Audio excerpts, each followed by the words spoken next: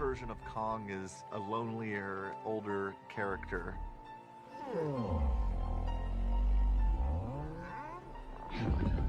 That's the thing that was exciting to me about doing this movie, was being able to take a character like Kong and say, what happens with time with this character? What happens when the world kind of moves on past him?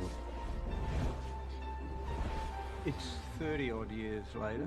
Adam wanted to introduce a bigger, older Kong, someone who was sort of street-worn. He's been in a few brawls, I guess, with skull crawlers and other creatures that live on Skull Island. In Skull Island, he was a bit of a teenager. This one was really about making him that mature, fully grown adversary for Godzilla.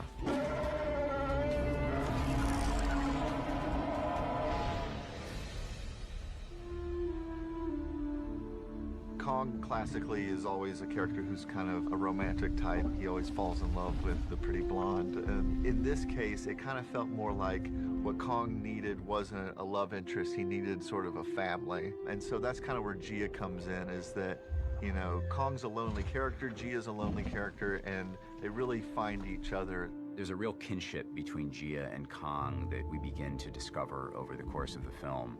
They both feel like outsiders. The fact that Gia's hearing impaired, so she has to communicate with sign language, this is a new evolution of what we can do with Kong.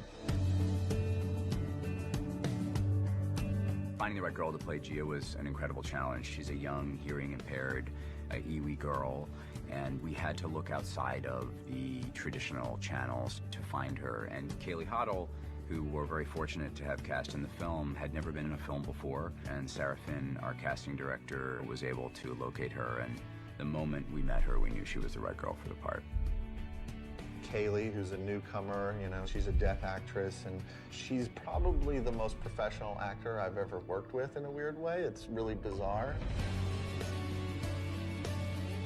Kaylee is, number one, a really good actor. She hasn't been on a film set. This is the first time she's done anything like this, and she is as instinctive and brilliant as you could be given those circumstances. I mean, she really is very talented, so she's incredibly rewarding to work with as an actor. Like, she gives so much.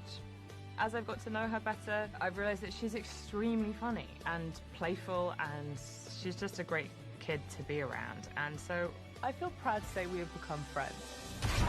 This is a battle that hasn't been waged since 1962, so it's got to be the most epic battle of all time. Two of these classic monsters are going head to head. That's really so exciting. This has to be the definitive answer to the question, who wins, Godzilla or Kong?